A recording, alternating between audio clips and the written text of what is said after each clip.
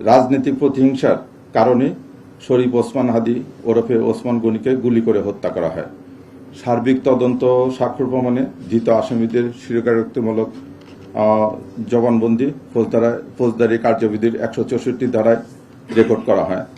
বিভিন্ন স্থান থেকে প্রাপ্ত সিসিটিভি ফুটেজ পর্যালোচনা করা হয়। অস্ত্রগুলির ফরেনসিক পরীক্ষার মতামত, মোবাইল ডিভাইস ও অন্যান্য ইলেকট্রনিক ডিভাইসের ফরেনসিক পরীক্ষার রিপোর্ট অনুসারে আসামিদের সম্পৃক্ত তদন্তগুলো প্রমাণিত হয়। এজাহার নামীয় পলাতক আসামি ফয়সাল করিম মাসুদ ওরফে রাহুল ওরফে দাউদ এবং তদন্তে প্রাপ্ত আলমগীর, তাজুল ইসলাম চৌধুরী বাপ্পি, ফিলিপস খান, মুফতি মাহমুদ সহ মোট 17 জনের বিরুদ্ধে পেনাল কোডের 120 বি, 302, 201, 109 এবং 34 ধারায় অপরাধ প্রাথমিকভাবে প্রমাণিত হয়ে উল্লেখিত আসামিদের বিরুদ্ধে বর্ণিত ধারায় অভিযোগপত্র আজকে দাখিল করা হয়েছে।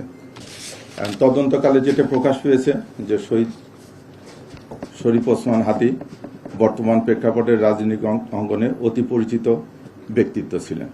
তিনি ইনকলাব মঞ্চের মুখপাত্র হিসেবে ভিন্নধর্মী রাজনৈতিক ধারার সূচনা করেন।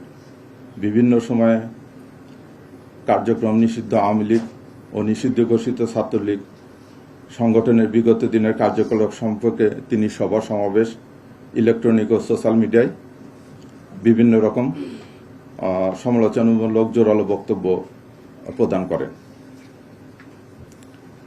তার এই বক্তব্যে নিষিদ্ধ ঘোষিত ছাত্রলীগে তার সংগঠনের নেতাকর্মীরা ক্ষুব্ধ হয়।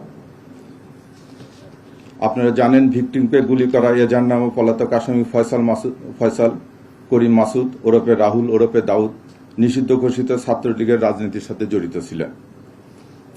শুটার ফয়সাল করিম মাসুদ ওরফে রাহুল ওরফে দাউদ এবং তার সহযোগী আলমগীর হোসেন দয়কে পলায়নের বিষয়ে সার্বিক সহায়তাকারী তদন্তে প্রাপ্ত আসামি তাজুল ইসলাম চৌধুরী বাপ্পি পল্লবী থানা যুবলীগের সভাপতি ও ঢাকা উত্তর সিটি কর্পোরেশনের 6 নং ওয়ার্ডের আওয়ামী লীগ মনোনীত নির্বাচিত কাউন্সিলর ছিলেন।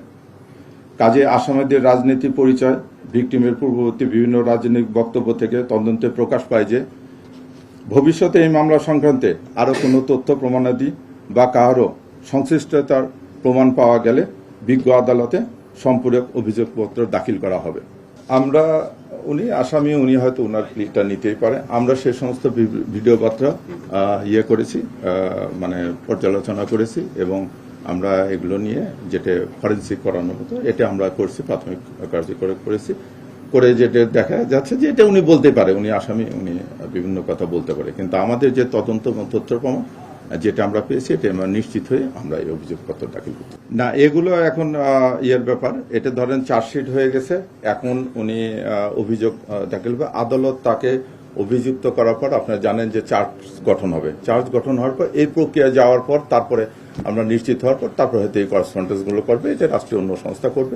আবার যদি আমাদেরকে বলে অনুযায়ী তাহলে আমরা ওটা করতে